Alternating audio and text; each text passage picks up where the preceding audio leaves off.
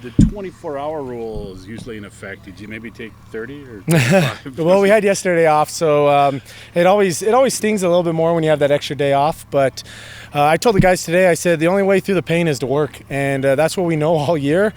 Unfortunately, it's one of those ones that's gonna carry with you a little bit longer. But the faster we can kind of get through it and mentally just put it in the rearview mirror, I think the better this team's gonna be. We're gonna learn from that game, and we're gonna learn that we got to close out every opponent. Doesn't matter how you've started the first three quarters, you got to close out opponents in this league in professional football. But I think we learned a lot from that, and we're looking forward to this next opportunity against a really good Hamilton team. And closing out is hard to do, right? It's hard to learn how to do it. Without a doubt, and especially with the wacky CFL rules that we have in under 3 minutes. And I think the thing that was most frustrating about that game is we led the entire game until the final 3 minutes. Like, when you're leading the entire game, it's a little bit different than when you're going back and forth. But to have the lead for 3 3.75, it's hard to lose a game like that at the end.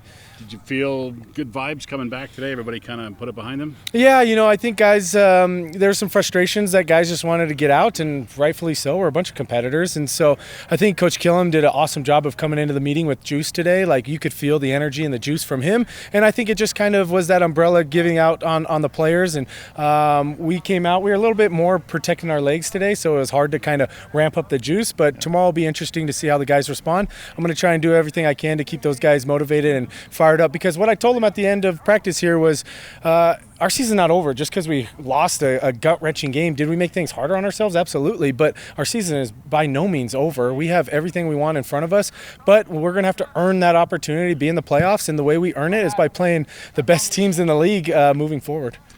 Does the way you guys played against Hamilton last time, does that help you going into this one? Yeah, without a doubt. Another thing I added to him was, like, we felt like we gifted him one last time we played here, so let's go on the road and try and steal one. We know they're a great football team, but we know we match up well against them, and we know that we were playing good football against them. I think this team has come light years better since the first time we played Hamilton, and so I know we're banged up right now because we're going into Game 9 of a 10-game stretch, which is pretty brutal for the guys, but our depth has been tested all year, and guys have just continued to show up to work and continue to make big plays in roles that they're not used to. So I'm excited to see who the guy is this week who's going to step up, because it seems like every week we have a new guy stepping up into a major role. You mentioned the injury situation. You guys, on offense, there's a couple of guys, but the defense, they've just been obliterated with injuries right now. Do you feel offensively that maybe you're going to, in future games, while they're healing, you have to score more points? Or, I don't think you can get in that mindset. Obviously, I think we have great players in this locker room, and we have good depth. So we've proven that even though we've lost some talented guys and maybe salary cap guys that are pretty highly paid, we've had some young guys step up into some meaningful roles and play some good football. So I think anytime as an offense you try and do too much, or you're trying to compensate for something on the other side, that's when you get into trouble. So that's just not the way I play quarterback. I just play it as whoever's the open guy, I try to get him the ball. And what I do know is we're going to have to find a way to get more explosives on offense. And I took a long, hard look at it on the tape, and it's hard to drive the field 9-10 play drives against these defenses in the league. So when we didn't get any explosives from the running game, didn't have very many explosives from the passing game, we got to find a way to have some explosions. And if that means I got to kind of put the ball in harm's way a couple times to give our guys chances down the field, that might be the opportunity. And so I'm learning as well. I'm learning how to continue to help this football team win games, and I think we got to find ways to stretch the field offensively, whether it's running the ball or throwing it down the field. Is that a conversation you have with Jordan to try and figure out, which plays we want to go to, and who do we want to go to in those situations? Yeah, we had a great conversation. We sat down, and I just said, how can I help this football team win football games? That's the bottom line. It's, I felt like the fumble is one of those things that I'm going to think about a lot, because it was a turning point in that game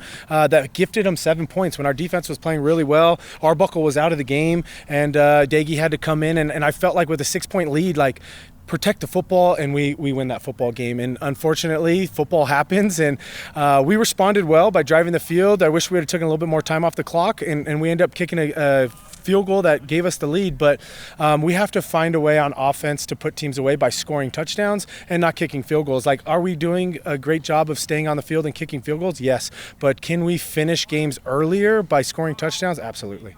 You got to find. They shut down Rankin pretty good. Obviously, they keyed on him after what they saw him do to them last month and then last week as well.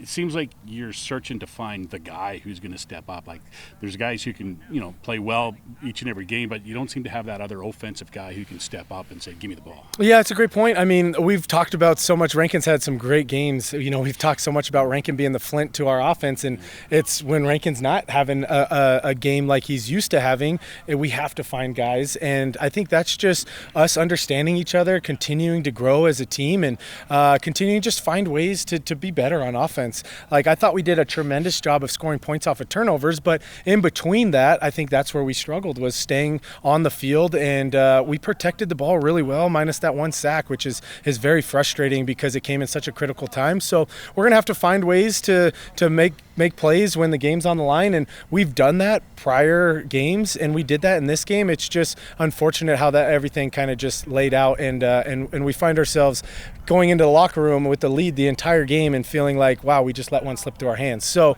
but there's no time to sulk on that. We've already moved on from that, and I think guys are really excited about the opportunity in front of us to just continue to work through the pain, and see where we're at after the end of this.